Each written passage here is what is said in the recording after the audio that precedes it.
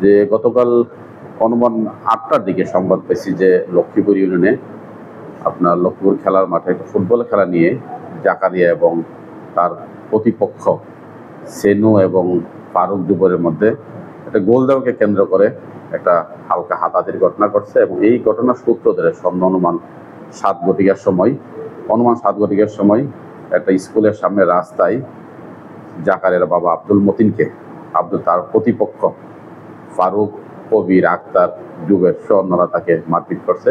তখন সে রাস্তায় পড়ে যায়, গুরুতর আঘাতপ্রাপ্ত হয়েছে, তাকে চিকিৎসার জন্য হাসপাতালে নিয়ে গেছে, ডাক্তারকে মৃত ঘোষণা করছে। এই ঘটনাকে কেন্দ্র করে তখন মতিনের ছেলে জাকারিয়া এবং তার চাচাতো ভাই রিপন সহ তারা উত্থিত হইয়া তখন আকবরকে পাইছে, রাস্তায় পেয়ে আকবরকে তারা মারধর করেছে এবং তার বুকে বাম পাশে স্টেপিং করে তাকে আঘাত করতে হবে। তাকে চিকিৎসার জন্য দোয়ারা হাসপাতালে নিয়ে আসলে ডাক্তার তাকে মৃত ঘোষণা করে। এই ফুটবল খেলার বিষয় কেন্দ্র করে দুই পক্ষের দুইজন লোক, একজন আব্দুল মতিন এবং একজন আকবর মৃত্যুবরণ করে এবং তাৎক্ষণিক আমরা ঘটনার সঙ্গে জড়িত দুইজনকে আটক করেছি।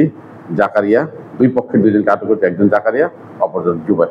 বর্তমানে এলাকার আইন পরিস্থিতি স্বাভাবিক আছে, আমার অফিসার ফোর্স ওই এলাকায় আছে, পরিস্থিতি স্বাভাবিক আছে। ধন্যবাদ।